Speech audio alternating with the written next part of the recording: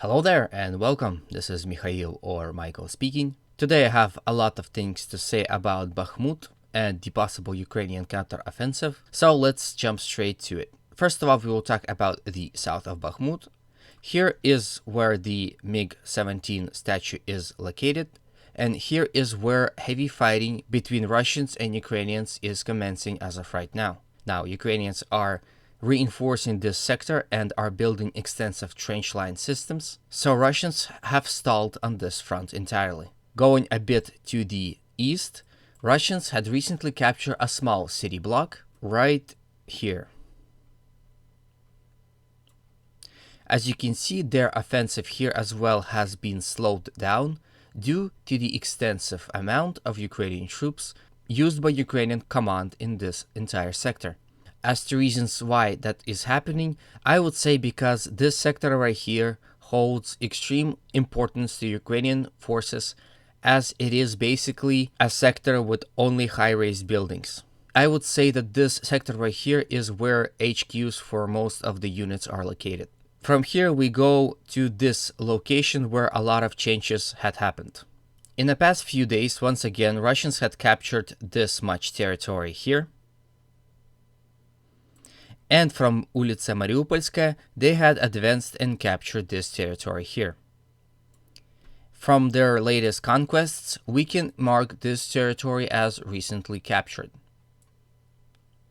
Some fighting had been reported around Stadium Avangard, but some sources had been reporting the battles around the stadium for about a week. From here, we go to the eastern side of Bakhmut. Now, a lot of people in my comment section are saying, well, why are you saying Bakhmut? Why not Artyomovsk? Well, technically it's still Bakhmut, but when it becomes Artyomovsk, trust me, I will call it Artyomovsk.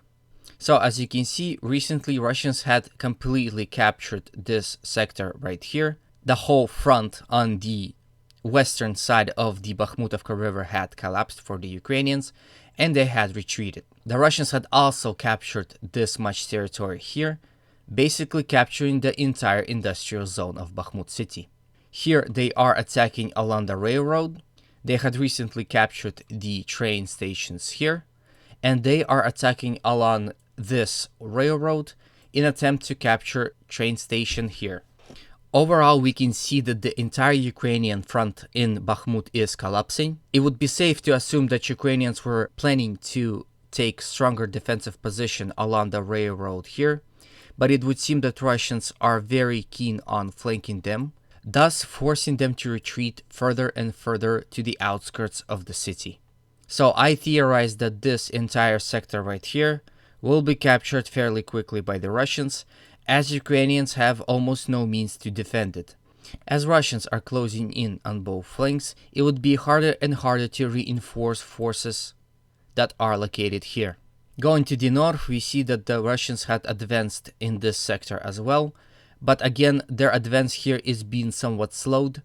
But you can see how they are taking the city in a pincer here. I'm not sure where Ukrainians will take their final stand. I suspect in this sector right here. And while we're still in Bakhmut, I want to theorize about a possible tunnel that is located somewhere in Bakhmut that leads to Chasiv Yar, which is used to reinforce Ukrainians in the city itself. The theory goes like this: why Ukrainians are not giving up on Bakhmut as of right now and are fighting hard for it? Perhaps because this city is the only one who has such possibility. I believe that Bakhmut is the key to the entire Donetsk region. Maybe because Kramatorsk, Slavyansk, Konstantinivka doesn't have any tunnel systems, it would mean that Russians can just encircle them and capture them. So my theory is that with the fall of Bakhmut, the entire Donetsk could fall to the Russians. Hey, if you like my content so far, please consider liking, subscribing, and commenting. Due to the content that I make, YouTube isn't really happy to pay me money. Unfortunately, I don't make enough to survive, so if you feel generous, please consider supporting me on the Patreon account that I had recently created. Just know that every cent, every penny, every dollar you would give me would put food at my table and help paying for rent and bills, especially medical bills. Thank you in advance, and I hope you have a good day. Now I will quickly touch on the entire battlefield, and I also want to talk to you about the possible Ukrainian offensive. Situation in Khromovo remains the same. Russians are still unable to reach its streets. However, in Bogdanivka, it is reported that Russians had entered the settlement and had started fighting for the first houses. From the Bogdanivka, we go to Grigorivka, where Russians are also attacking towards it. The fighting in Dubovo-Vasilivka continues, as well as along the E40 highway and village of Zalyshansky. Russians are probing attack in Vesely, Spirne, and Verkhokamyansky. Situation in Belokharivka remains the same, as Russians and Ukrainians are unable to penetrate defensive lines of their enemies. Fighting in Serebryansky forest is heavy, as well as around Dibrova. Heavy artillery duels are continuing along the entire front here. No changes are reported, however. From here we go to the Avdiivka. The Russian control over the Kamyanka village is somewhat questionable. Some YouTubers had pointed out that the Kamyanka had fallen to the Russians, some did not. I would say we should wait for more confirmations. Remember when Wagner troops had captured Dubovo-Vasilivka, they had posted a video with them and their flag there, so we should wait for confirmations like this, I would say. Now, here in Stepova, it would seem that Russians completely retreated from these fields and are now defending along the railroad, with occasional attempts to attack towards Novobakhmutivka and the factory here. From Apitne, Russians are continuously attacking towards Avdiivka, as well as attacking towards Lastochkina. From Vodyane, they are attacking towards Severne and Tonenke, as well as towards Pervomaisky. From Pisky, they are attacking towards Pervomaisky and Nevelsky. Then we go to the Marinka, where situation did not change for Russians. Heavy fighting continues in the city center, as well as around it to its flanks and near the village of Pobeda, which is not taken by the Russians as of right now. And at last we have Vuhledar, where situation remains the same. Battle for the Dacha area is raging on, as elite Russian troops are battling out for the control of this sector with Ukrainian forces. Russians are slowly pushing towards mines, but no changes are to be reported as of right now. Now about the situation about Ukrainian counteroffensive. It is reported that Ukrainians had become extremely active here in Zaporozhye front. Throughout 2 weeks, they were doing probing attack along the entire front line with their mobile tactical groups. Perhaps they were checking where Russian defenses could be weaker. But I strongly believe that whoever will attack first will lose this war. And I will explain where I'm coming from. Ukrainians are, I'm sure, expecting the exact situation that happened in Kherson and in Kharkov. But they are forgetting one little detail. It is not Kharkov or Kherson. At this point, Russians had filled their front line with combat-ready, battle-effective troops. Not only that, Russians had reinforced their rear with extensive amount of artillery pieces. For example, why battles had become so sluggish and slow? Well, basically because whenever Russians are attacking, Ukrainians are able to spot them and artillery strike them, so Russians had to retreat.